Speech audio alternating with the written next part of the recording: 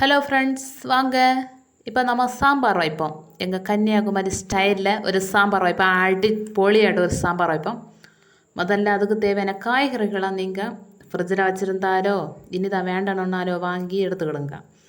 அடுத்து இந்த மாதிரி பாத்திரத்தில் கொஞ்சம் தண்ணி எடுத்து எல்லா காய்கறிகளையும் அதில் அரிஞ்சு போடணும். கேட்டலாம் அரிஞ்சு போட்டுட்டு வெள்ளரிக்காய், வழுதனங்காய், கத்தரிக்காய், வேறு பூசணிக்காய், அமரப்பயறு, வேறு புடலங்காய, நாங்கள் என்ன சொல்லுவோம், முருங்கைக்கான்னு சொல்லுவோம். அதை அரிஞ்சு போட்டாச்சா.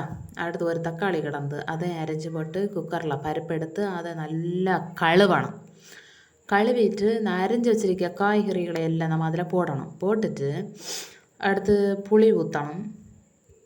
புளியை ஊற்றிட்டு மஞ்சள் பொடி, இந்த சாம்பார் பொடி, அடுத்து கொஞ்சம் போல் உப்பும் கூட இதில் சேர்க்கணும். சேர்த்து தண்ணி ஊற்றி ஒரு 2 விசிறு மதி கேட்டலாம் விசிறு மதியா. அதுக்கப்புறம் நல்லா இந்த மாதிரி வெந்த பிறகு ஒரு சீனச்சட்டி எடுத்து அதில் எண்ணெய் ஊற்றி சீரகம், வெந்தயம், கடுகு, கறிவேப்பிலை எல்லாம் போட்டு தாளித்து ஊற்றினா ரெடி.